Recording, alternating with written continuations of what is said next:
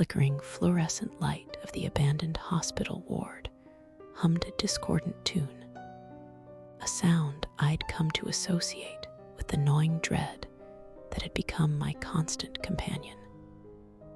I clutched my phone, its screen casting a pale, almost sickly glow on my face as I scrolled through old photos. It was a habit, a morbid fascination with a time I desperately wanted to forget, but couldn't.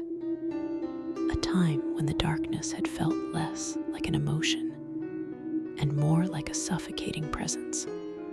This particular photo, taken a year ago during that brutal period, always sent a shiver down my spine. I'd been living in my car, wrestling with a despair so profound it felt like it was wearing me like a skin. The image itself was mundane, just me leaning against the cracked dashboard, the stale air of my mobile prison heavy around me. But as I zoomed in, as I had countless times before, something new, something truly terrifying, leaped out. It was my eye. It was wrong. Utterly, undeniably wrong. The pupil wasn't a pupil. It was a black abyss, a void that seemed to drink the meager light around it. The iris, usually a dull hazel, was a bruised, unnatural purple, and the overall shape was elongated, alien. It looked less like an eye and more like a scar etched onto my face, a mark of something that had been inside me, or perhaps had been me asterisk. I'd taken dozens of photos that day, searching for some flicker of hope, some tangible evidence that the person in the pictures wasn't entirely lost. Most were just sad, blurry snapshots of a life teetering on the brink. But this one was different. It wasn't just a representation of my internal darkness. It felt like an external manifestation, a glitch in reality that had captured a sliver of the malevolence that had clung to me. There was no logical explanation, no strong light source behind me, no unusual angle that could contort my features so drastically.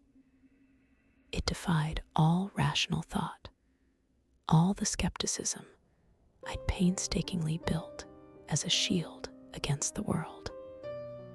I remembered the live photo function, the way the image would briefly animate. I'd sent these photos to my friend Sarah, a woman with an uncanny intuition, before losing my phone months later. She decalled the picture disturbing, sensing a heavy energy clinging to me. Now, looking at it again, the dread intensified, coiling in my stomach. It wasn't just a photo anymore. It was a captured moment of something else, something that had looked out from my own face, a visitor from the abyss that had briefly claimed me. The thought that this thing, whatever it was, had been so intimately connected to me, had looked out at the world through my eyes, was a horror that transcended even the deepest despair of my addiction. It was a chilling reminder that sometimes the demons aren't just in our heads. They can leave their mark, even on a digital image, a silent, terrifying testament to the darkness that had almost consumed me whole. Do you think you're safe? That the darkness can't touch you? Think again. You're watching the Aqeela files, and I'll be seeing you in your nightmares.